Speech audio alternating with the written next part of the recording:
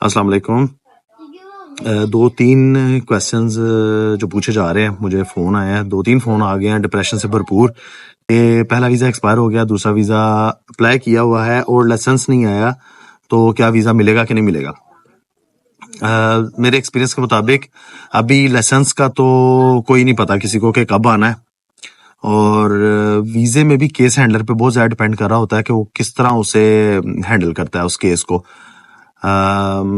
लेकिन परेशानी की या डिप्रेशन की या टेंशन की बात नहीं है, क्योंकि आप लोगों के पास ये लोग इतना टाइम आपको दे देते हैं कि आप लोग अपने जो क्राव हैं, जो आपके लैंग्वेज और फाक के जो मामला हैं, जितने टाइम में वो पूरे हो सकते हैं।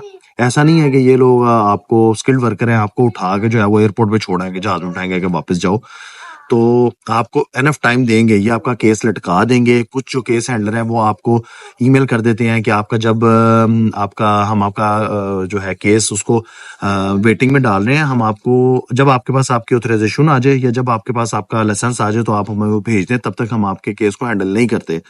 बहुत कम ऐसी सिचुएशन है जिसमें जो केस हैंडलर है वो कहता है कि हम आपको वीजा नहीं दे रहे और आपको मुल्क छोड़ना पड़ेगा। वो बहुत चंद एक दो वाकयात हैं जिसमें फिर वो आप अपील करते हो, अपील में आप उन्हें एक्सप्लेन करते हो तो फिर वो लटका देते हैं, आपको टाइम दे देते हैं। तो इसमें परेशानी की बात नहीं है। आप लोग जो ये डिप्रेशन और टेंशन वाली जो है ना बात, इसे अभी तक कोई नहीं, अभी तक किसी को ऐसा नहीं हुआ कि किसी को उन्होंने किसी ने वीजा अप्लाई किया हो, दूसरा उसके बाद लाइसेंस ना हुआ हो तो उसको वो एयरपोर्ट पे जाके जहाज में बिठा के दरवाजा बंद किया हो। ये हमारे पाकिस्तानी आपस में है जो इधर क्रिंशा से बैठते हैं तबान पे और नेशनल थिएटर तक अगले बंदे को उसकी फैमिली समेत वापस भेजा होता है, और वो डिप्रेशन का मारा फिर वो गुरुनानक तक जाके कॉल करता है कि ओहो अब्दुल्ला भाई हुनकी बनेगा, असी ते अगे दा सोचन लगे हैं, हम तो ये हो गया तो वो हो गया। तो आपस में जो है डिप्रेशन मत बांटें, एक दूसरे को पाकिस्तान का या कहीं और का रास्ता नहीं दिखाएं।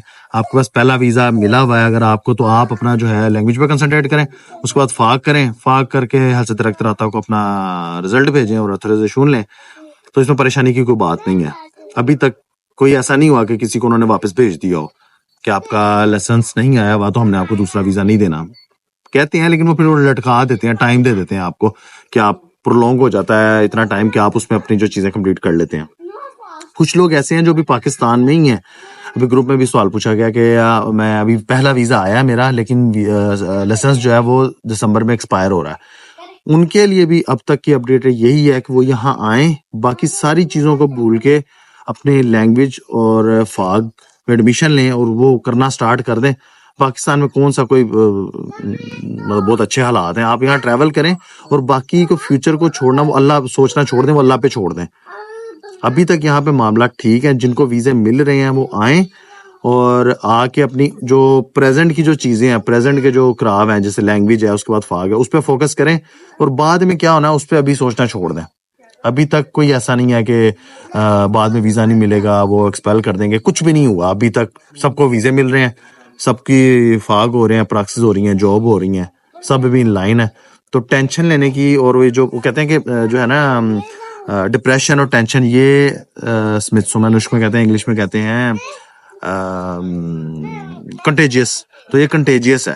तो हम लोग जब चार फार्मेसिस्ट आपस में बैठते हैं, एक का फाग हुआ होता है, उस एक की कोशिश होती है कि बाकी तीन वापस हिट हो जाए किसी तरह। तो इस अप्रोच को खत्म करें, एक दूसरे को बकअप करें, हिम्मत दें, हौसला दें। कोई फाग भी मुश्किल नहीं है, लैंग्वेज भी मुश्किल नहीं है, सब आप लोग कर लेंगे। तो डिप्रेशन टेंशन फैलाना बंद करें, एक दूसरे को हिम्मत दें, और जिसके वीजे लग रहे हैं वो यहाँ आए और अपने काम पूरे करें। अल्लाह खैर सलाह। Thank you.